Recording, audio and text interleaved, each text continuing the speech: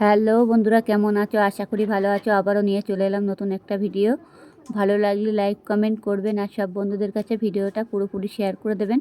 পুরোপুরি ভিডিওটা দেখবেন, টেনে টেনে দেখবেন না, তাহলে কিছুই বুঝতে পারবেন না। দেখতেই পাচ্ছ আমি এখানে সাইটিং মাছ নিয়ে এসেছি।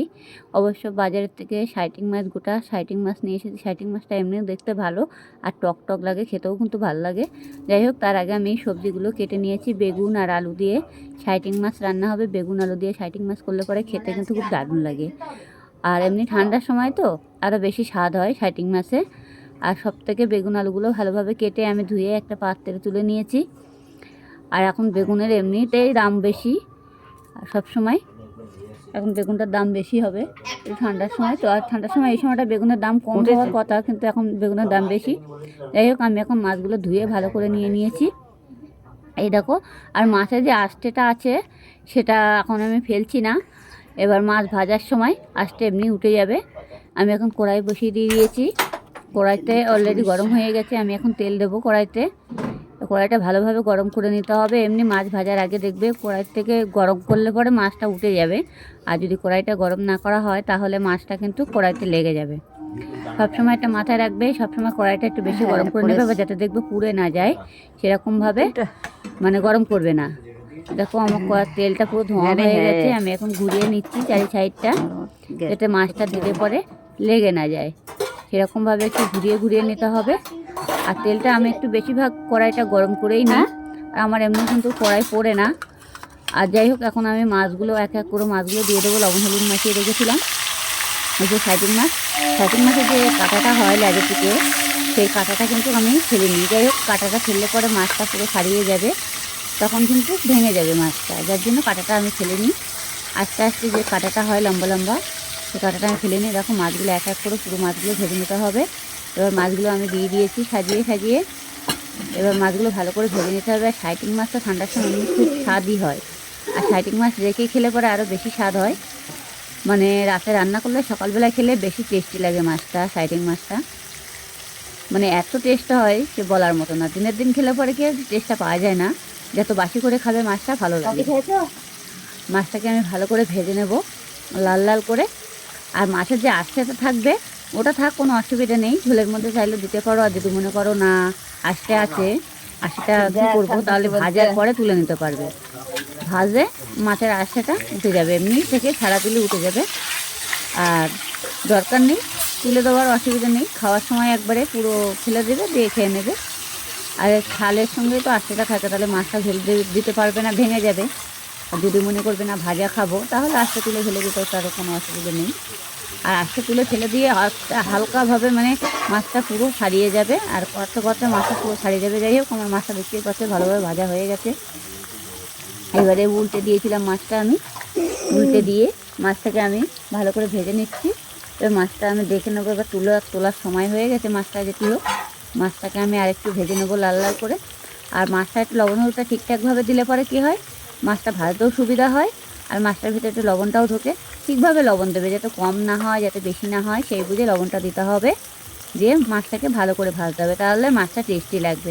অনেক সময় দেখা যাচ্ছে মাছটার মধ্যে একটু লবণটা কম দিয়ে পরে মাছটা ভাজলে তখন কিন্তু মাছটা কিন্তু টেস্টি হবে না। আর মানে একটু আল্লে আল্লে ভাব চলে আসবে। যাই হোক, আমার মাছটা কিন্তু ভাজা হয়ে গেছে। এখন আমি মাছগুলো তুলে নেব। এইভাবে মাছগুলো তুলে নিতে হবে। আমি এখন মাছগুলো তুলে নিচ্ছি। দেখবে যাতে গায়ে না লাগে তেলটা, সেই বুঝে মাছটা তুলে নেবে। আমি কড়াই নামানোর কোনো দরকার নেই, আপনারা চাইলে নামিয়ে নিতে পারো। অনেক সময় অনেকে পারে না, কড়াই নামিয়ে নেয়। আমি কড়াই নামাচ্ছি না। এবার যা মাছগুলো ছিল আমি সে মাছগুলো আবারও দিয়ে দেবো। দিয়ে মাছগুলো পুরোপুরি ভেজে নেবো। মাথাগুলো ছিল মাছে, এবার দিয়ে দিচ্ছি। দিয়ে এবার মাছের লেজার মাথা যেগুলো বাকি ছিল সেগুলো আমি আবারও ভেজে নেবো। সবথেকে বড় কথা, মাছের এই কাঁটাগুলো না বেকার লাগে দেখতে, কিন্তু মাছগুলো খেতে কিন্তু খুব টেস্টি লাগে। যা বলো তাই বলো, খেয়ে দেখুন একবার, তাহলে বুঝতেই পারবে মাছের টেস্টিটা কতটা। দেখো আমার মাথাগুলো সহজে তাড়াতাড়ি ভাজা হয়ে গেল। এই কাঁটাগুলো দেখছো এই লেজের দিকে, এই কাঁটাগুলোর জন্য মাছটা একটু দেখতে বাজে লাগে। যে তাছাড়া কিছু না, এমনি উঠে যাচ্ছে। এই দেখো এই তুললে পরে কী হবে, মাছগুলো পুরো কড়তে কড়তে ছাড়িয়ে যাবে। যাই হোক, আমি এখন তুলবো না। আপনারা তাহলে তুলে ফেলে দিতে পারো, কিন্তু তুললে পরে মাছটা ভেঙে যাবে। বারবার বলছি, তুললে পরে মাছটা ভেঙে যাবে। চাইলে এভাবেও রান্না করতে পারো, তুলেও করতে পারো, কোনো অসুবিধা নেই। এই আমার মাছগুলো পুরোপুরি ভাজা হয়ে গেছে, এখন আমি তুলে নিচ্ছি। মাছগুলো পুরোপুরি ভাজা হয়ে গেছে, তুলে নেওয়া হয়ে গেল। তবে নাচিস নে, এই যে তোলা হয়ে গেছে। এবার জালটাকে কমিয়ে দিতে হবে, গ্যাসটাকে একটু, না হলে কড়াটা পুড়ে যাবে। আমার দেখতেই পাচ্ছি আমার কড়া পুড়িনি। এবার আমি একটু পাঁচফোড়ন দিয়ে দিলাম, পাঁচফোড়ন দিয়ে দেবেন হালকা করে। এই যে দিয়ে দিয়েছি। এবার যে পেঁয়াজ আর লঙ্কা আর 2-3 কোয়া রসুন কুচি আমি এটা তেলের ওপর দিয়ে দিয়েছি। 2-3 কোয়া রসুন কুচি দিয়ে দিয়েছি। আপনারা চাইলে রসুন দিতে পারো, না দিলেও হবে, কোনো অসুবিধা নেই। রসুনটা দিলে পরে কী হবে, বেগুন আর আলুর সঙ্গে সাইটিং মাছটা বেশি টেস্টি লাগে আর খেতেও স্বাদ হয় বেশি। অনেকে খায় না রসুন, অনেকে আবার খায়, বুঝতে পারছে। লঙ্কাটা যেমন খাবেন তেমন দেবেন। আমাদের লঙ্কাটা কিন্তু এখানে অবশ্যই লঙ্কাটা ঝাল নেই বেশি, যার জন্য 3-4টে লঙ্কা দেওয়া হয়েছে ফালি করে করে। দেখেই মনে হচ্ছে অনেকগুলো লঙ্কা, কিন্তু বেশি লঙ্কা না, এখানে 4টে লঙ্কা দেওয়া হয়েছে। এবার আপনারা যেমন লঙ্কা খাবেন তেমন দেবেন। এখন যে আমি একটু জিরের গুঁড়ো দিয়ে দিচ্ছি। জিরের গুঁড়োটা তেলের মধ্যে দিলে পরে ভাজলে কাঁচা গন্ধ ভাবটা থাকবে, সেটা আর থাকবে না। এবার হলুদটা দিয়ে দেবো। হলুদটা তেলের মধ্যে দিলে পরে তরকারির কালারটা দেখতে ভালো লাগে, আর কালারটা বেশি লাগে, মানে তরকারির শোটা অন্যরকম লাগে আর কি, বেশি ভালো লাগে দেখতে তরকারিটা। আর এমনি মানে সবজির ভিতরে দিলে পরে ভ্যাকাশে কালার হয়ে থাকে। এবার এটাকে আমি ভালো করে ভেজে নেব। অলরেডি আমার ভাজা হয়ে গেছে, দেখতেই পাচ্ছ। এখন আমি লবণ দেব, লবণটা দিয়ে দেবো এবার।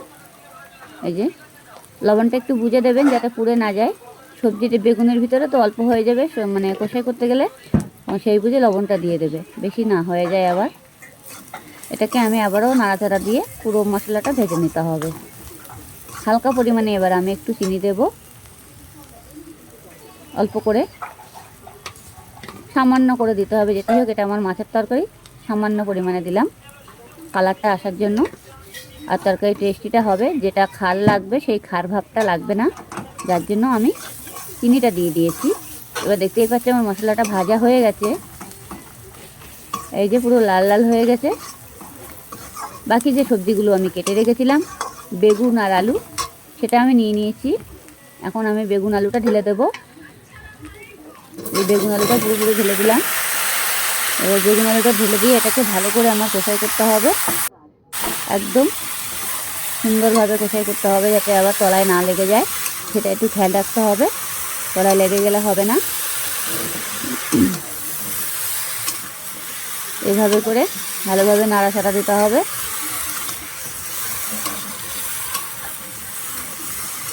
সুন্দরভাবে কষাই করে নেব আমি এখন, সুন্দরভাবে কষাই করে নেব। অলরেডি দেখতেই পাচ্ছ। এখন কোনোভাবে জল দেওয়া যাবে না, হালকাভাবে একটু ঢেকে দিতে হবে। আমি এখন ঢেকে দেবো সবজিটা, যাতে একদম পুরো সিজে যাবে, কোনো জল দেওয়ার কোনো দরকার নেই। আমি আবারও খুলে নিচ্ছি। দেখো বেগুনটা একদম পুরো সিজে গেছে অনেকটা। এবার ভালো করে নাড়তে হবে। আর এমনি শীতের সময় তো বেগুন আলু দিয়ে সাইটিং মাছ রান্না করে খাওয়ার মজাটাই আলাদা। আর যদি রেখে খাওয়া যায় সকালে বাসি করে, তাহলে আর বেশি ভালো লাগে, টেস্টি হয় খেতে। এটাকে ভালো করে নাড়াচাড়া দিয়ে নিতে হবে, একটু দেখতে হবে যাতে পুড়ে না যায় তলায়। পুড়ে গেলে কিন্তু তরকারির টেস্টই অন্যরকম লাগবে।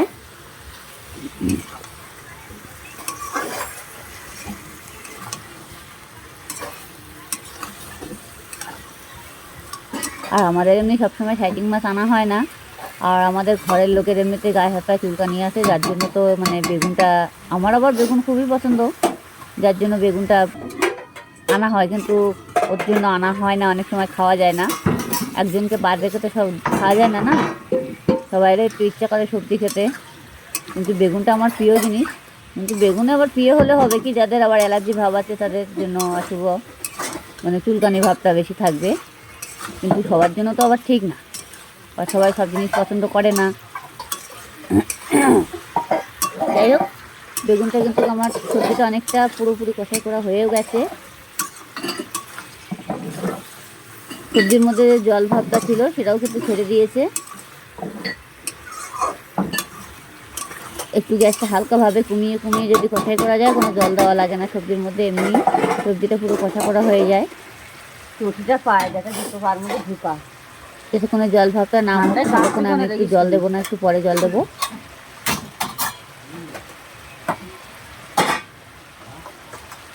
একটু ভালো করে নাড়াচাড়া দিতে হবে।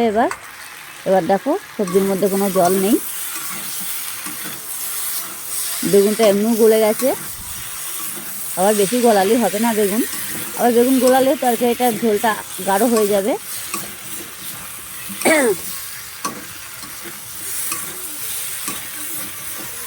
এই যে এবার আমি তরকারিটার ভিতরে আমি এবার জল দেব।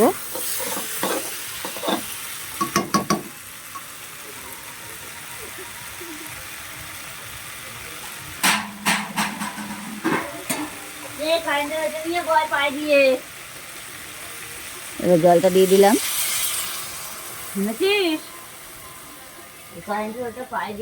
যেমন ঝোল খাবেন তেমন দিতে পারবেন, অসুবিধা নেই। দ্বিতীয় বেগুন আলু তরকারিতে মাছ দেবো তো, যার জন্য একটু ঝোলটা বেশি দিলাম। এবার ভালো করে এটা নেড়ে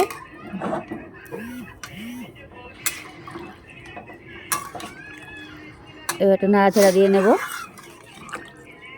দিয়ে আমি এবার ঢাকা দিয়ে দেব।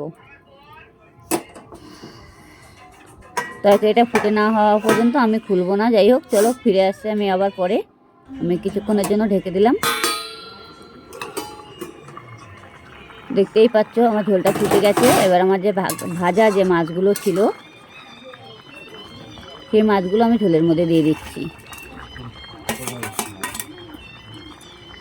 ঝোলের মধ্যে দিয়ে দিলাম। এক এক করে মাছগুলো পুরো ঝোলের মধ্যে ডুবিয়ে ডুবিয়ে দেবো। মাছগুলো ভাঙবে না, কিচ্ছু হবে না। যেটি হোক আমি মাছের যে কাঁটাগুলো থাকে সেগুলো আমি ফেলে নিই, খাওয়ার সময় ফেলে দেবে, ফেলে দিয়ে খাওয়া হবে, অসুবিধা নেই। এবার আমি তরকারিটা ভালো করে করে দিলাম, নাড়াচাড়া দিয়ে মাছগুলো ঢেলে। এখন আবার কিছুক্ষণের জন্য আবারও ঢেকে দেবো।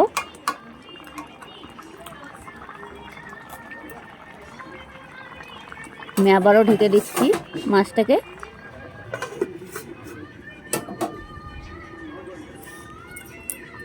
দিয়ে এবার তরকারিটা আমি আলগা করে দেখবো যে কী আছে, হয়েছে কি না। আমার তরকারি ঝোলটা অনেকটা কমেও গেছে, দেখতেই পাচ্ছ। ভালো লাগলে লাইক কমেন্ট করতে ভুলবে না। অলরেডি হয়ে গেছে, কমপ্লিট।